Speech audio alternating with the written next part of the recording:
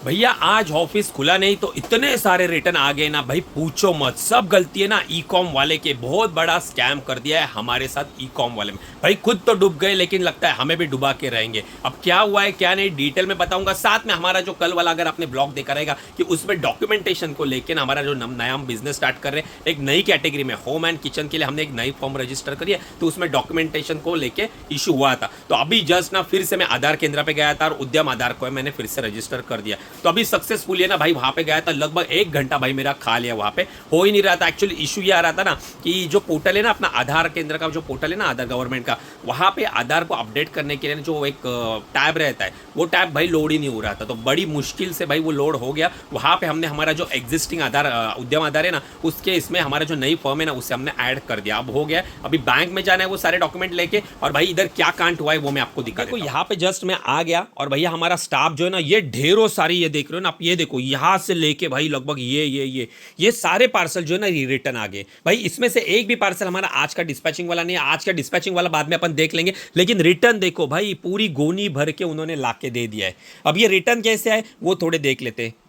जैसे कि आपको पता है कि ई कॉमर्स की ई कॉम एक्सप्रेस की सर्विस हमने बंद कर दिया और ऑलरेडी उनके वेयर हाउस भी क्लोज हो चुके। तो लगभग ना अंजलि, ये कितने दिनों की बात रह गई है?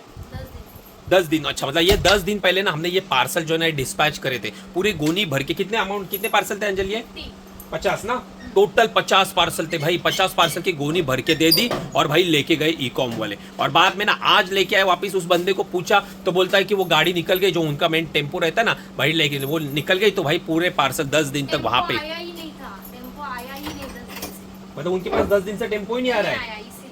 अच्छा, मतलब इशू ये हुआ है ना कि जो 10 दिन पहले ये हमारे यहाँ से इनका जो लोकल वेयर हाउस है वहाँ पे पार्सल लेके गए। अब क्या होता है ना, इनका जो मेन हब रहता है जैसे भिवंडी में हमारे यहाँ पे, तो वहाँ से ना इनका एक मेन बड़ा टेम्पो होता है और उसमें सारे पार्सल लोड हो रहे हैं। लेकिन पिछले 10 दिन से भैया पार्सल आए नहीं लोड करने के लिए कोई। तो 10 दिन वहाँ पे पार्सल रहे थे। हम सोच रहे थे कि भाई 50 पार्सल का हमारा धंधा बन गया, और आज फाइनली उसने सारे पार्सल को आरटीओ कर दिया और यहाँ पे लाके दे दिया। मतलब अभी सोचो भाई 50 पार्सल का धंधा कितना हुआ है, लगभग 20,000 रुपीज़ का पूरा नुकसान हो गया। पैकिंग मटेरियल हो गया, वो तो भाई लॉस हो गया। हालांकि प्रोडक्ट में कोई डैमेज नहीं है, लेकिन भाई पैकिंग तो गई।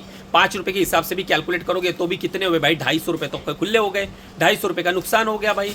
250 ना, बराबर 250 रुपये का। और भाई माल 20,000 रुपये का माल खत्म गया, वो तो क्या करे, उसका तो धंधा लॉस हो गया ना। वो इतना धंधा उतना पैसा मेरे बैंक अकाउंट में आता था। तो ये ई कॉम के भाई जाते जाते भी भैया ऐसा नुकसान करके गया। अभी पता नहीं और कितने रिटर्न आएंगे। ये तो बात हो गई ई कॉम की। अब बात करते हैं भैया हमारे आज के पार्सल की। आज हमारे कितने पार्सल भाई डिस्पैच होने वाले। तो देखो, मैंने आपको बोला ना मैं आधार केंद्र गया था, तो यहाँ पे ना स्टाफ ने कल शाम को थोड़े बहुत पार्सल पैक करे थे, और भैया आज पार्सल भाई बहुत सारे पार्सल पैक करके गए। आप आज फिर एक बार ढेर थोड़ा बहुत लग चुका है। अब कितने पार्सल है वो तो अपन डेस्कटॉप पे देख लेंगे। फिलहाल के लिए मैं यहाँ पे दिखा देता हूँ आपको। यहाँ पे हमारी स्कैनिंग चल रही है भाई। देख रहे हो ना, तो हमारा स्टाफ जो है ना एक एक करके सारे पार्सल को स्कैन कर रहा है भाई, और लिंक करने का काम कर रहा है। और देखो पार्सल ना भाई, ये देखो भाई और ढेर आ गया। मतलब पार्सल ये जो देख रहे हो ना, इससे और थोड़े ज्यादा अपने हॉल में पैक करें। और यहाँ पे किचन की यहाँ पे स्कैनिंग चल रही है।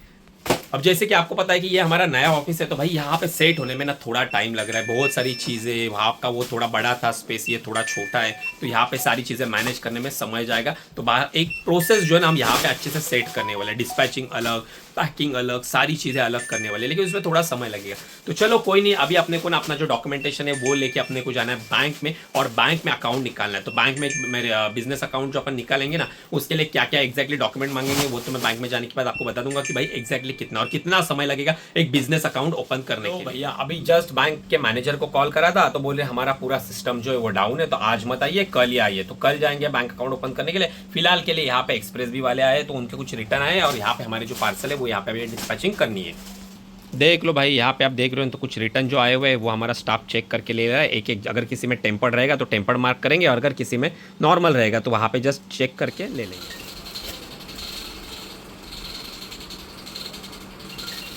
अब एक आपको फायदे की बात बताओ, जब भी अगर आप ना स्पेशली डील करते हो क्लोथिंग में ना, तो क्लोथिंग में क्या होता है ना, आपके अगर रिटर्न आते हैं, चाहे कस्टमर रिटर्न हो चाहे आरटीओ, तो उसमें क्या होता है ना, आपका बहुत बार ज़्यादा करके ना कस्टमर रिटर्न पार्सल में ना प्रोडक्ट जो है ना पूरी तरह से क्रश हो जाता है। तो अगर आप उसी तरह से उसे थैली में पैक करके भेजोगे ना, तो फिर से वो रिटर्न आएगा, क्योंकि कस्टमर बोल देगा भाई मेरे को स्टैंड प्रोडक्ट मिला है, पुराना प्रोडक्ट मिला है, जिसके कारण वो फिर से आएगा, तो उसके कारण आपका रिटर्न रेशो बढ़ जाएगा। तो वो केस में आपको क्या करना पड़ता है मालूम है? आपको अपने प्रोडक्ट को है ना फिर से रीपैकेजिंग करना पड़ता है। वो कैसे करते हैं दिखा देता हूँ मैं। अब यहाँ पे देखोगे तो कुछ कुर्तीज़ है, तो देखो हमारा स्टाफ जो है भैया वो यहाँ पे कुर्तीज़ जो है वो यहाँ पे पैक कर रहा है, प्रेस हो रही है कुर्तीज़ और फिर वहाँ पे हम उसे पैक कर देंगे थैली में। हालांकि ये अभी कैसा है, ये जो प्रोडक्ट है ये हमारे नीचे जाने वाले हैं, लेकिन हमारे कुछ ई कॉमर्स के भी प्रोडक्ट रहेंगे ना, तो वो भी हम इसी तरह से प्रेस करके फिर से उसे नई पन्नी में पैक करके डिस्पैच कर देते हैं। इसी के साथ भैया आज के हमारे जितने भी पार्सल थे वो हमने सक्सेसफुली भैया डिस्पैच कर दिया। अब डिलीवरी वाला भी आया था, उसके भी पार्सल हमने डिस्पैच कर लिया। तभी मैं खाना खा रहा था, इसके लिए वीडियो निकाल नहीं पाया। और साथ में ना मेरा एक पार्सल आ गया। अब इस पार्सल में क्या है वो मैं आपको घर पे जाके बताऊंगा। साथ में ना ये जो चीज मैंने ऑर्डर करी है ना, इसके धंधे के बारे में भी अपन थोड़ी सी बात कर लेंगे। ये धंधा किसके लिए बनाया, किसके लिए नहीं, वो भी अपन बात। भैया अभी आ गया हूँ अपने घर पे, खाना पीना मस्त हो गया। अब बेडरूम में आया और बोला भाई आप लोगों से बाकी की बातें डिस्कस करता हूँ। रहा कि आज ना मैं काम में आपको भूल गया कि आज के हमारे पार्सल कितने थे। तो आज हमने जो डिस्पैच करे थे ना वो लगभग 140 के आसपास पार्सल थे, तो वो हमारे सक्सेसफुली डिस्पैच हो चुके। अब आप मेरे हाथ में देखोगे ना तो ये भैया बेवकूफ का है। ये मैंने इसमें से मेरी चीज जो है वो निकाल लेता हूँ मैं यहाँ पे, तो देखोगे तो भाई ये मैंने टी शर्ट जो है ना वो बेवकूफ से ऑर्डर कर लिया है। अब देखो आपको तो पता रहेगा कि भाई ऑनलाइन बिजनेस में ना कुछ कुछ लोग जो है ना वो टी शर्ट का भी काम करते हैं और उसमें भी ऑर्डर्स काफी अच्छे खासे आते हैं। तो थोड़ा मैं दिखाता हूँ भाई कौन सा टी शर्ट है और इसमें आपको अगर काम करना है तो भैया बेसिक आइडिया दे देता हूँ आपको। तो देखो गाइस ये एक बेसिक टी शर्ट है जो ओवर साइज है, तो ये मैंने ऑर्डर कर लिया है बेवकूफ से। अब ये नॉर्मली प्रिंटेड है, कपड़ा मुझे अच्छा लगा, प्रिंट सही लगी तो मैंने बाय कर लिया। अब जिनको ना बेवकूफ पता नहीं है तो भैया बताए तो बेवकूफ क्या है ना, क्रिएटिविटी करती है भाई, अलग अलग टी शर्ट प्रिंट करती है, पैंट ट्रैक बहुत सारी। लेकिन इनका एक्चुअल जो बिजनेस है ना, जो स्टार्टिंग से स्टार्ट हुआ था ना, इनकी पूरी जर्नी में ना भाई पूरा टी शर्ट का ही काम है। टी शर्ट आज की तारीख में ताबड़तोड़ बेचते हैं भाई, सबसे ज्यादा हॉट सेलिंग जो आइटम है इनके टी शर्ट ही है। बाकी के फिर अलग अलग एसक्यू आ गया, ट्रैक आ गया, अंडरवेयर्स आ गए, अलग अलग भाई बहुत सारे। लेकिन जो मेन कोर बिजनेस है टी शर्ट का, टी शर्ट की इंडस्ट्री भी बहुत बड़ी है। लेकिन ना इसमें आप हर कोई इसमें सक्सेसफुल नहीं हो सकता। अब ये टी शर्ट इंडस्ट्री है ना, अगर आप अमेजॉन, मीशो, फ्लिपकार्ट के ऊपर टी शर्ट के ऊपर काम करना चाहते हो, प्रिंटेड टी शर्ट बेचना चाहते हो, तो वो कैसे बेचोगे इसके ऊपर चाहिए तो मैं एक डिटेल में वीडियो बना दूंगा, आपको पूरा बता दूंगा कि भैया टी शर्ट का बिजनेस एक्चुअली काम कैसे करता है, माल कहां से लाना है, कितना पैसा उसमें इन्वेस्ट करना पड़ेगा, आप ब्रांड कैसे बना सकते हो, ये सारी चीजें ना मैं बता दूंगा। लेकिन उसके लिए मेरी एक छोटी सी शर्त है भैया, वो आपको पूरी करनी पड़ेगी। एक तो आप कमेंट बॉक्स में लिख दीजिए टी शर्ट प्रिंटिंग, तो मेरे को आइडिया लगेगा कि बहुत सारे लोगों को ये वीडियो चाहिए। ये इक्का दुक्का लोगों को चाहिए रहेगी तो मतलब नहीं है ना भाई, टाइम भी तो जाता है। बाद में ना आपको इस वीडियो के ऊपर ना 500 लाइक करने पड़ेंगे। चल 500 नहीं तो चलो 300 लाइक तो हो जाते ना, 300 भी लाइक होते ना तो भैया ना मैं इसके ऊपर डिटेल में वीडियो बना के आपको दे दूंगा। और रही बात ना कि ये टी शर्ट प्रिंटिंग का ना, ये सबके लिए नहीं, इसमें अगर आप में खुद में ना कुछ क्रिएटिविटी है ना तो आप इंडस्ट्री में आ सकते हो। बाकी आप में क्रिएटिविटी नहीं है ना तो भैया मत आना, आप इसमें नुकसान कर जाओगे। क्योंकि ना ये एक्चुअली काम जो है ना पूरा टी शर्ट का, ये प्रिंटिंग का है। अगर आपको इस सारी चीज़ों में नए नए प्रिंट बनाना, एक्सप्लोर करना, ये सारी चीज़ों में इंटरेस्ट रहेगा ना तो आप इसमें ना अच्छा खासा ब्रांड बना सकते हो और ताबड़तोड़ मार्जिन भी निकाल सकते हो। ये तो बातें हो गई टी शर्ट प्रिंटिंग की, लेकिन आपके फायदे की भी तो बात करनी पड़ेगी।